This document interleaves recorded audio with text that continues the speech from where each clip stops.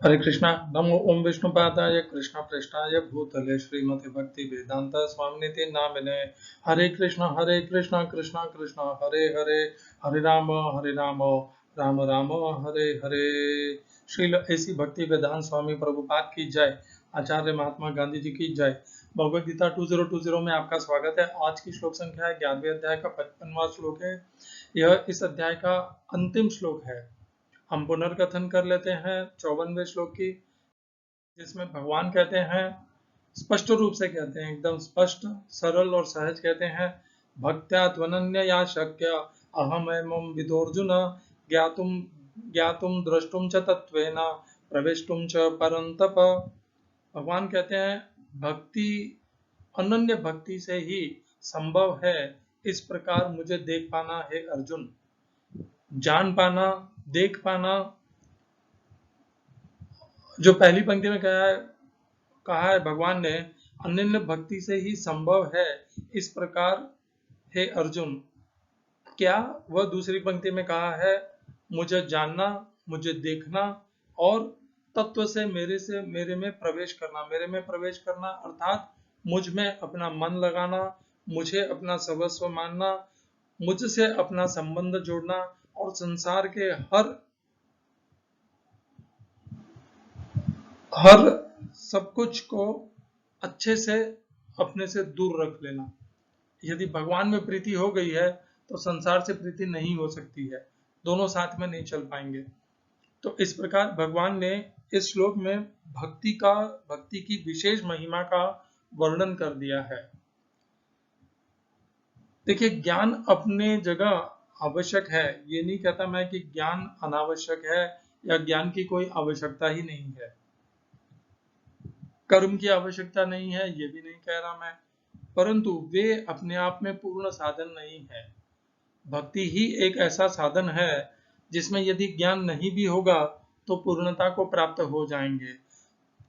जो अनपढ़ हैं वे, देखिए, ज्ञान तो वे ही कर सकते हैं जो बहुत पढ़े लिखे हैं और जिनके पास में जो साक्षर हैं, सबसे महत्वपूर्ण। तो अब जो साक्षर नहीं है उनका क्या होगा।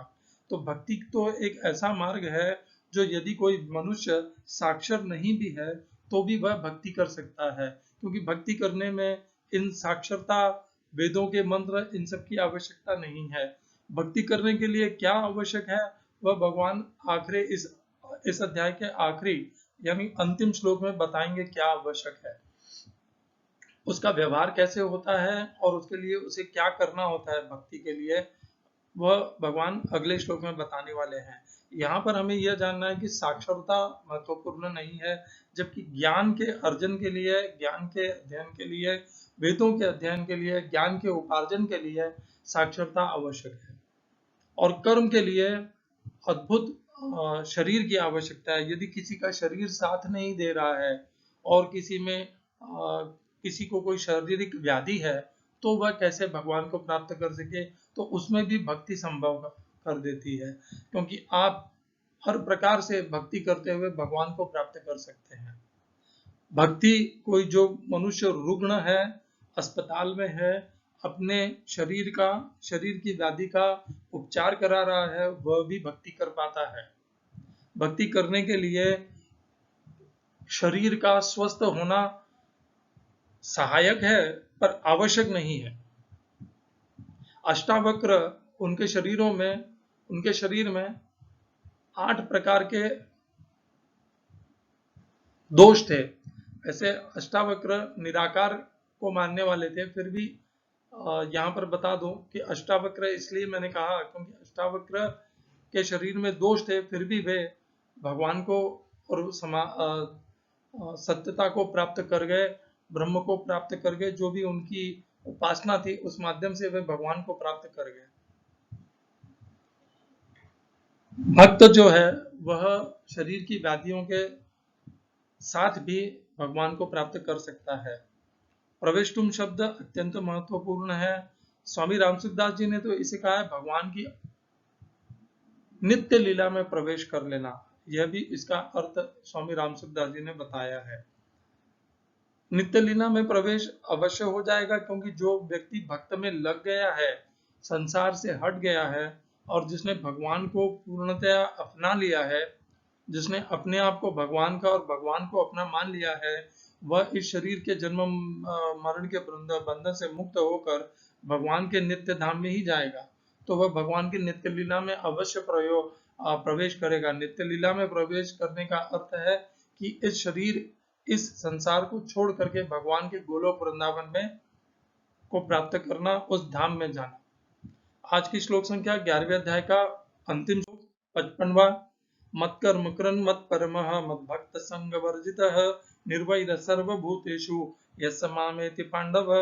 हिंदी अनुवाद गीता यथारूप श्रील प्रभुपाद। हे अर्जुन, जो व्यक्ति सकाम कर्मों तथा मनोधर्म के कल्मश से मुक्त होकर मेरी शुद्ध भक्ति में तत्पर रहता है, जो मेरे लिए ही कर्म करता है, जो मुझे ही जीवन लक्ष्य समझता है, जो प्रत्येक जीव से मैत्री भाव रखता है, वह निश्चय ही मुझे प्राप्त करता है।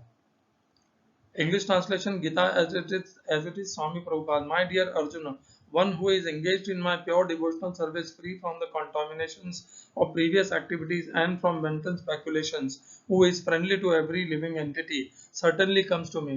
इस श्लोक में प्रयोग किए गए संस्कृत शब्दों के अर्थ हैं: मत कर्म कृत, मेरा कर्म करने में रत, मेरे लिए कर्म करने में रत। मत परमः, मुझे अपना परम आश्रय मानते हुए, मेरे आश्रय में की अधीनता को स्वीकार करते हुए। मत परमः। मत भक्तस्, मेरी भक्ति में रत, संग वर्जित है,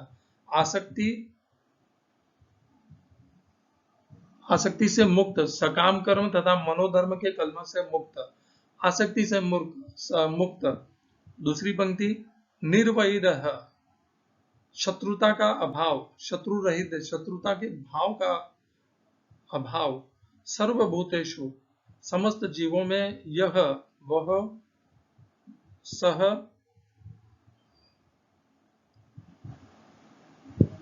यह जो, सह वह, माम मुझको, एति प्राप्त करता है, पांडव हे पांडुपुत्र। इस श्लोक का तात्पर्य गीता यथारूप स्वामी प्रभुपाद। तात्पर्य लंबा होगा क्योंकि ये इस श्लोक का और इस अध्याय का अंतिम श्लोक है। भगवान प्रभुपाद इस श्लोक का, इस अध्याय का सारांश भी लेंगे इसी में।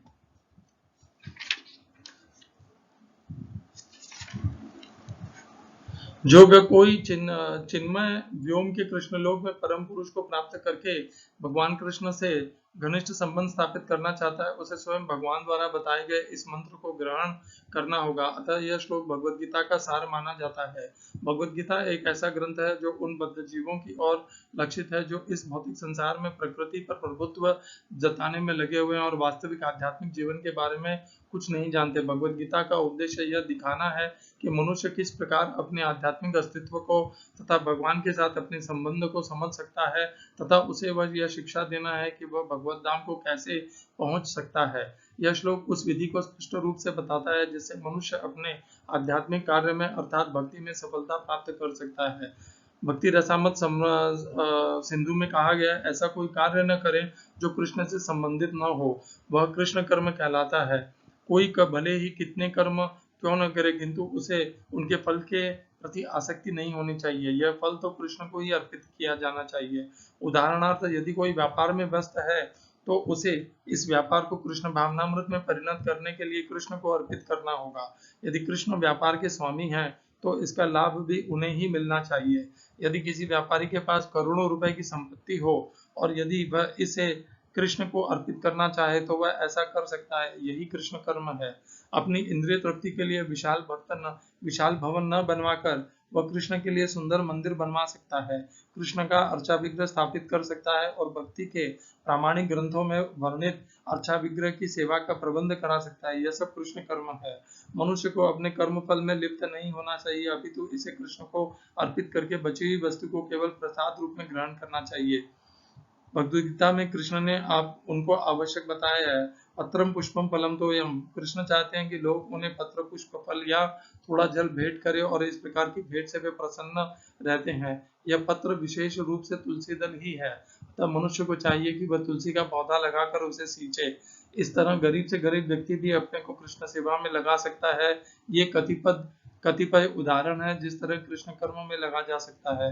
मत परमः शब्द उस व्यक्ति के लिए आता है जो अपने जीवन का परम लक्ष्य भगवान कृष्ण के परम धाम में उनकी संगति करना मानता है। ऐसा व्यक्ति चंद्र, सूर्य या स्वर्ग जैसे उच्चतर लोकों में अथवा इस ब्रह्मांड के उच्चतम स्थान ब्रह्मलोक तक में भी जाने का इच्छुक नहीं रहता। उसे उसकी तनिक भी इच्छा नहीं रहती। उसकी आसक्ति तो आध्यात्मिक आकाश में जाने में रहती है। आध्यात्मिक आकाश में भी वह ब्रह्मज्योति से तादात्म्य प्राप्त करने में भी संतुष्ट नहीं रहता, क्योंकि वह तो सर्वोच्च आध्यात्मिक लोक में जाना चाहता है, जिसे कृष्णलोक या गोलोक वृंदावन कहते हैं। उसे इस लोक का पूरा ज्ञान रहता है, अतः वह अन्य किसी लोक को नहीं चाहता। जैसा कि मद्भक्त शब्द से सूचित होता है, वह भक्ति में पूर्णतः रत रहता है। विशेष रूप से वह श्रवण, कीर्तन, स्मरण, पाद सेवन, अर्चना, बंधन, दास्य, सख्य तथा आत्मनिवेदन भक्ति के इन 9 साधनों में लगा रहता है। मनुष्य चाहे तो इन 9 साधनों में रत रह सकता है, अथवा 8 में, 7 में नहीं तो कम से कम 1 में तो रत रह सकता है।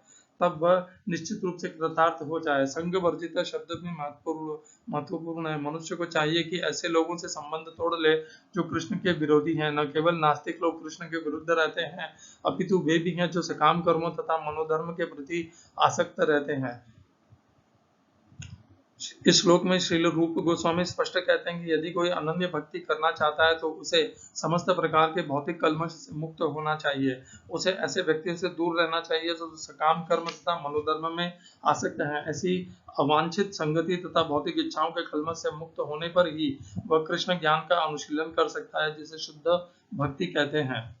कंस कृष्ण का शत्रु था। वह कृष्ण के जन्म से ही मारने की तरह तरह की योजना बनाता रहा, किंतु असफल होने के कारण वह सदैव कृष्ण का चिंतन किए तो मैं मानता ही नहीं। कृष्ण भक्त प्रत्येक से मैत्री भाव रखता है, इसीलिए यहाँ उसे निर्वैरस कहा गया है, अर्थात उसका कोई शत्रु नहीं होता। यह कैसे संभव है?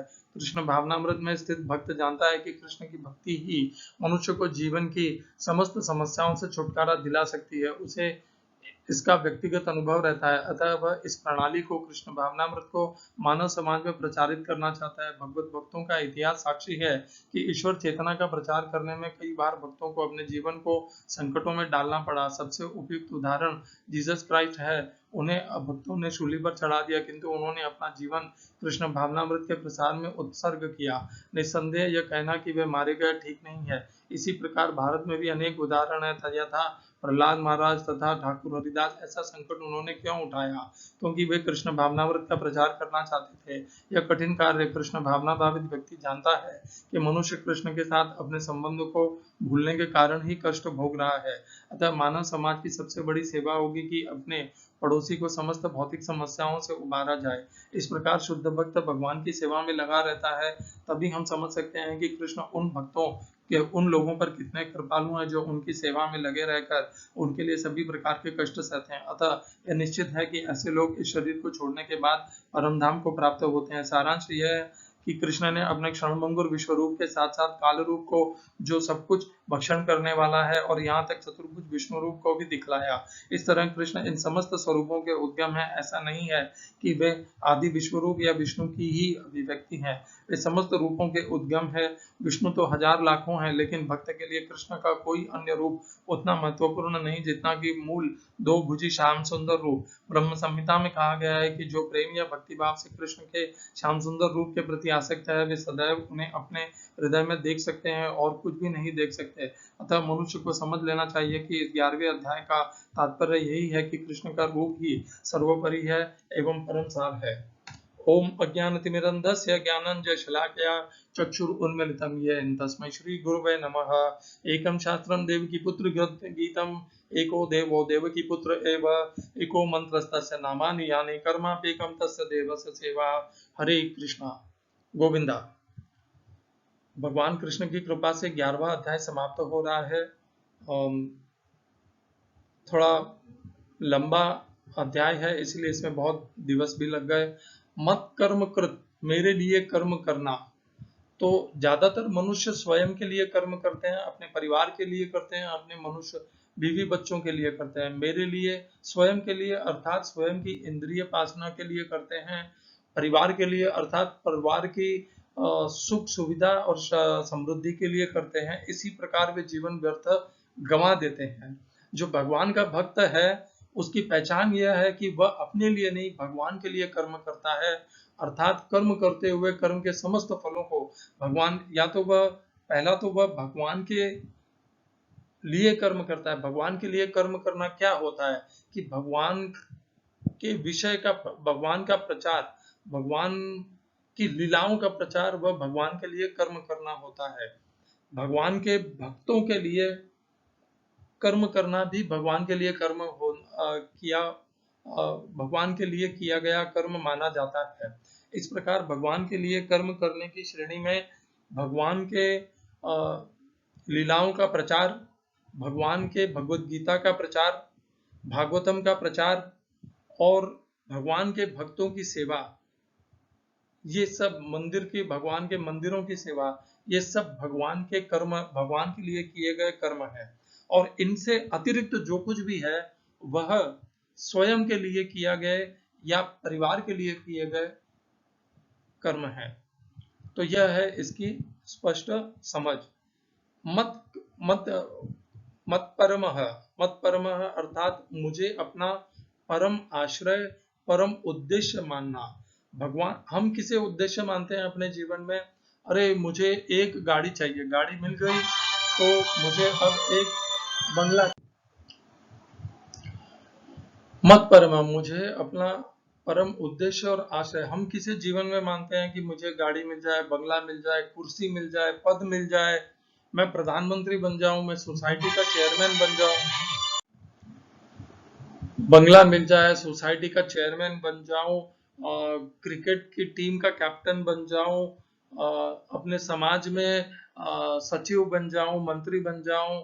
इस प्रकार के अनेकों उद्देश्य हमारे जीवन में हमें घुमाते रहते हैं और हम उनके पीछे दौड़ते रहते हैं। भक्त जो होता है उसका उद्देश्य स्पष्ट होता है, एक ही होता है और कोई उद्देश्य नहीं होता, और वह होता है भगवान की भक्ति करना, भगवान को प्राप्त करना, भगवान की भक्ति को प्राप्त करना और भगवान के धाम को प्राप्त करना। इस जन्म मरण और इस मृत्यु लोक के समस्त संबंधों को, इस जन्म मृत्यु के चक्र को काट करके भगवान के गोलोक धाम को प्राप्त करना। इस प्रकार जब मनुष्य पूर्णतया भगवान के लिए प्रयत्न करता है, भगवान को अपने जीवन का उद्देश्य बनाता है और स्वयं के नहीं भगवान के आश्रित रहता है, तब वह मत परमः स्वभाव को अपने जीवन में उतार लेता है। मद भक्त, भगवान का भक्त बनना। तो मनुष्य अनेकों प्रकार से अनेकों लोगों का भक्त बनता है। तो कभी कभी हम हमारे से ज्यादा जो गुणवान है, जो बहुत अच्छा गुण रखता है, हम उसके भक्त बन जाते हैं।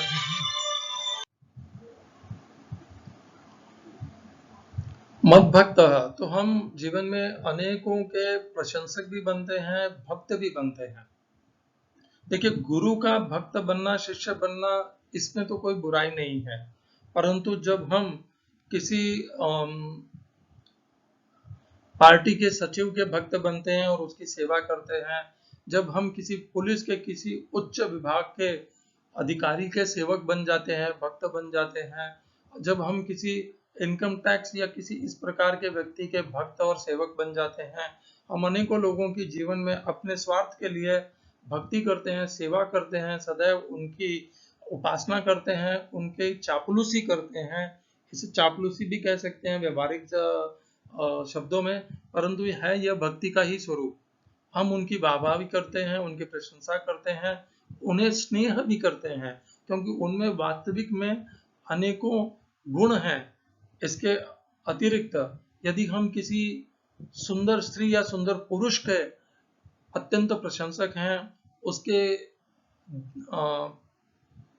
उसकी सुंदरता से मोहित है, तब वह भी एक प्रकार की भक्ति है, क्योंकि हम सदैव उसकी सुंदरता का, उसके गुणों का गुणगान करते रहते हैं और उनके गुणों के अभाव को सदैव अनुभव करते रहते हैं। यह भी उनकी भक्ति है।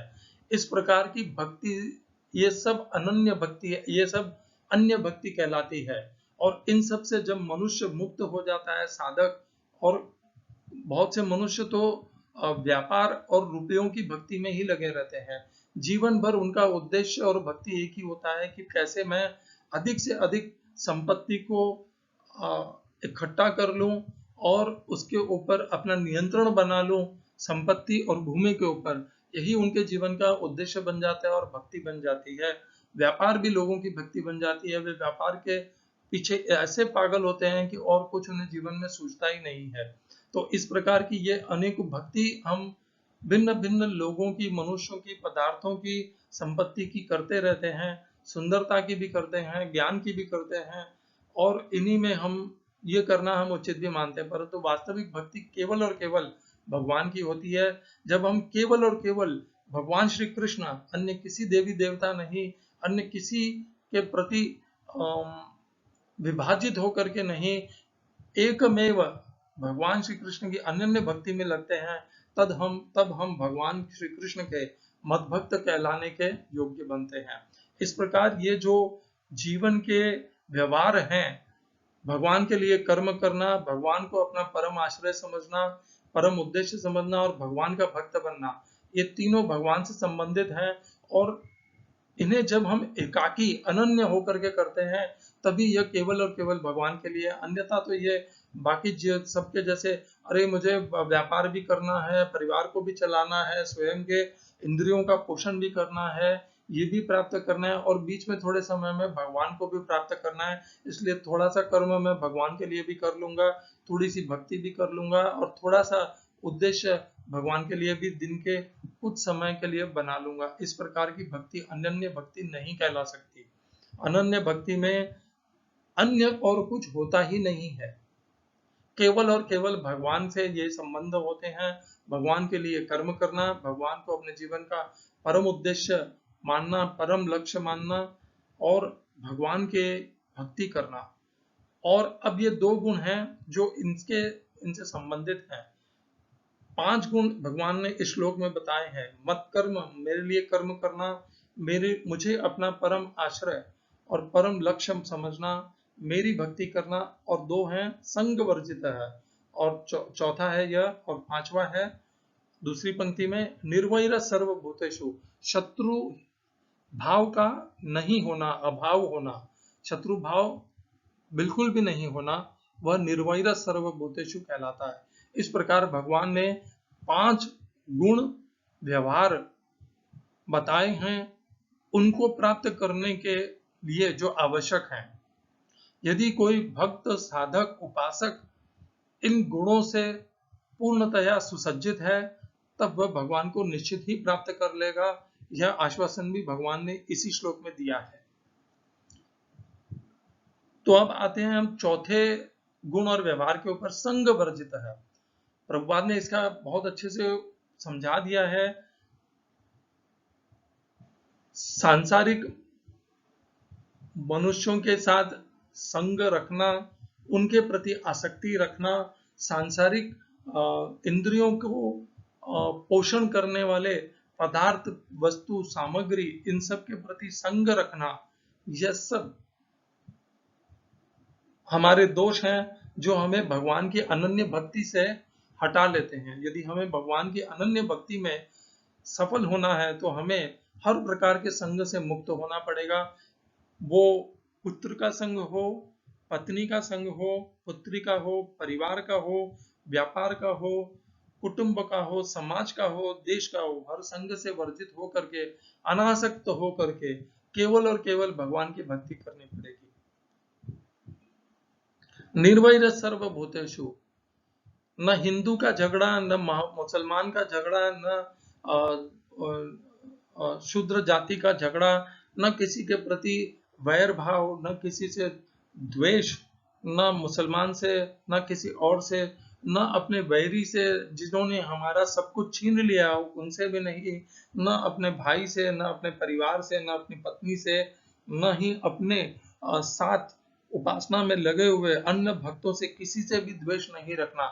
उसने हमारा हित किया हो या अहित किया हो, इन दोनों ही परिस्थितियों में किसी से भी शत्रुता का भाव नहीं रखना, यह निर्वैर सर्वभूतेषु कहलाता है। जब हम दूसरे मार्ग पर, दूसरे गुरुओं के अनुयायियों की के प्रति निम्न शब्द कहते हैं, उनकी भर्त्सना करते हैं, उनकी उनका उपहास करते हैं तो वह वैर ही कहलाता है। निर्वैरस होना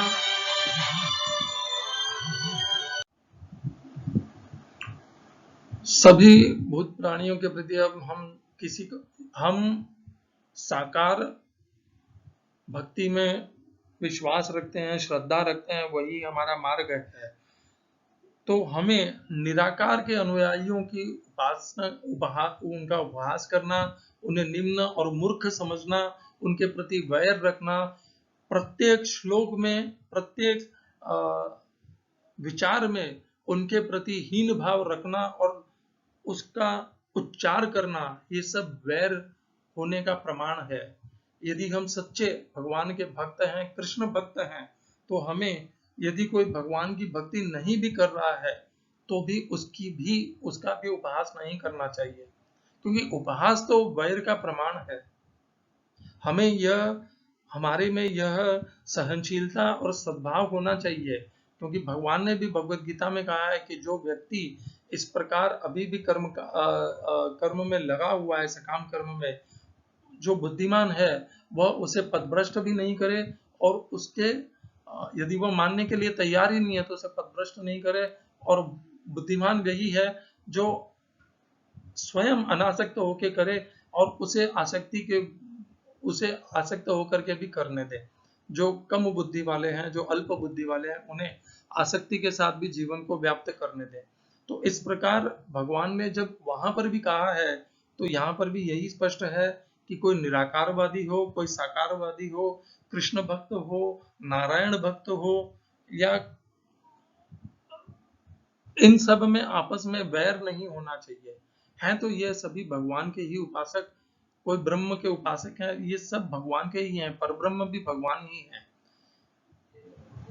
उनका स्वरूप भिन्न भिन्न है तो वही भगवान। भगवान दो नहीं है, भगवान एक ही है, दो हो नहीं सकते। इसी श्लोक को हम 9वें अध्याय के 34वें श्लोक से भी जोड़ेंगे, जहां पर भी भगवान ने हमें भक्ति का, उनके भक्त बनने के लक्षण बताए हैं। मन मना भव, अपना मन मुझ में लगाना। मन मना भव, मद भक्त, मेरा भक्त बनना। मद्याजी माम, सदैव मेरा चिंतन करना, मेरी ही पूजा करना और मुझे ही प्रणाम करना, नमस्कार करना। माँ में वैश्यसी युत्व एवं आत्मा मत परायण। इस प्रकार जो मनुष्य व्यवहार करता है अपने जीवन को, इस प्रकार जो मनुष्य जीवन जीता है वह भगवान को ही प्राप्त होता है। ये भी भक्ति के लक्षण हैं, और जो इस श्लोक में बताए हैं 11वें अध्याय के 55वें श्लोक में, वह भी भक्ति के लक्षण है। मत कर्म कृन मत परम मत भक्त संग वर्जित निर्वैर सर्वभूतेषु यस्य मामेति पांडव। तो इस प्रकार हमें भगवान के लिए कर्म करना चाहिए, अन्य कर्मों के फलों के प्रति आसक्ति को त्याग देना चाहिए, भगवान को ही अपने जीवन का लक्ष्य बनाना चाहिए, उद्देश्य बनाना चाहिए। समस्त कर्म और समस्त उत्कंठा और समस्त प्रयास जीवन में भगवान को प्राप्त करने के लिए, उनकी भक्ति प्राप्त करने के लिए ही होने चाहिए, अन्यत्र कुछ भी नहीं हो। जैसे वहां पर कहा गया था 3रे अध्याय में,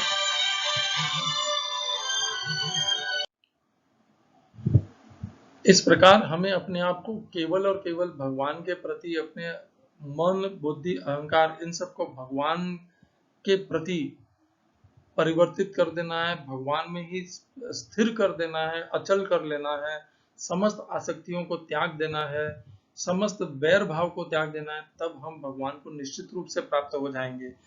जैसा भगवान ने, देखिए वहां पर भी कहा था 3रे अध्याय में, सह यज्ञ प्रजा सृष्ट्वा पूर्ववाच प्रजापति अनेन प्रसविष्यध्वम एष भोस्त्विष्ट काम दुख। तो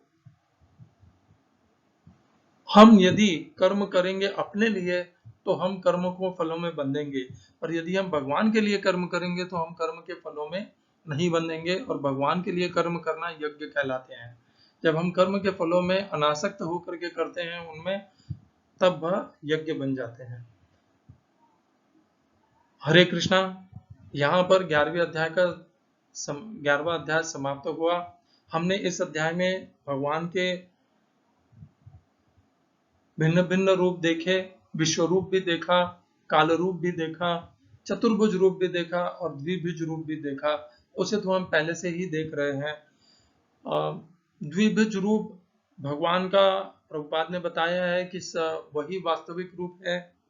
भगवान सक्षम है द्विभुज रूप रखने के लिए भी, चतुर्भुज रूप रखने के लिए भी, और सहस्त्र भुजाओं वाला विश्व रूप रखने के लिए भी सक्षम है। उनके लिए कुछ भी असंभव नहीं है। अभी तक जितना भी समझ में आया है उससे यही लगता है कि भगवान चतुर्भुज रूपी हैं, क्योंकि वे देवकी के माता देवकी के घर में भी चतुर्भुज रूप में ही प्रकट हुए, और हमें जब भी शेष सैया पर हम उन्हें देखते हैं तो वे चतुर्भुज रूप में ही हमें प्रतीत होते हैं।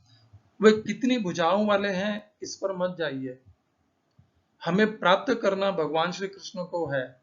जहां पर ये छोटे छोटे विवाद आते हैं, इन्हें तुरंत ही हटा लीजिए अपने भक्ति के मार्ग में से। चतुर्भुज रूप है, द्विभुज रूप है, उससे क्या अंतर पड़ना है। आवश्यक यह है कि हमें अपने मन, बुद्धि, कर्म, लक्ष्य और समस्त प्रयत्न और प्रयास को भगवान श्री कृष्ण को प्राप्त करने के लिए करना है। हम उन्हें द्विभुज रूप में भजें, हम उन्हें चतुर्भुज रूप में भजें, जैसा भी हमें प्रिय हो वैसा करें। पुत्र भाव से भजें, मित्र भाव से भजें, प्रियतम भाव से भजें, या पिता के भाव से भजें, जैसे भी भजें, भजना भगवान श्री कृष्ण को है, क्योंकि वही हमें इस जन्म मृत्यु के चक्र से हमारा छुटकारा कर सकते हैं। हम उन्हें प्राप्त कर सकते हैं। भगवान ने यहाँ पर ये नहीं कहा माम इति पांडव, भगवान ने कहा वे मुझे प्राप्त करता है, मुझे अर्थात भगवान श्री कृष्ण को। उन्होंने यह नहीं कहा कि वह नारायण को प्राप्त करता है। भगवान ने अपने को नारायण को भिन्न भिन्न भी नहीं कहा, और यह भी नहीं कहा कि नारायण मुझसे श्रेष्ठ है। हमारा जीवन का लक्ष्य क्या होना चाहिए? भगवान श्री कृष्ण को प्राप्त करना। क्यों? क्योंकि कृष्णम वंदे जगत गुरु, भगवान कृष्ण ही हैं जिन्होंने भगवत गीता के ज्ञान के माध्यम से हमारे ज्ञान चक्षु खोले हैं, हमें जीवन का मार्ग उद्देश्य बताया है, भक्ति का उद्देश्य बताया है, हमें जीवन की ज्ञान दिया है जिससे हम मोह से ऊपर उठ सकें। इसीलिए भगवान को प्राप्त करना ही हमारा लक्ष्य होना चाहिए, क्योंकि वही हमारे परम सूरद हैं जिन्होंने हमारे कल्याण के हेतु हमें भगवत गीता प्रदान की है। अपने आप को भगवान श्री कृष्ण के प्रति समर्पित कर दीजिए, अनन्य भाव से समर्पित कर दीजिए। अन्य जितनी भी चेष्टाएं हैं, प्रयास है, आसक्ति है, उन सब को छोड़िए। कब तक उन्हें लेके चलेंगे? जीवन समाप्त होने वाला है, कब तक उन्हें ढोते रहोगे, उनके प्रति आसक्ति करते रहोगे? छोड़ो छोड़ो, छोड़ते जाओ, और केवल भगवान श्री कृष्ण को अपनाते जाओ, अपनाते जाओ, अपनाते जाओ। हरे कृष्णा। श्रील एसी भक्ति वेदांत स्वामी प्रभुपाद की जय। आचार्य महात्मा गांधी जी की जय।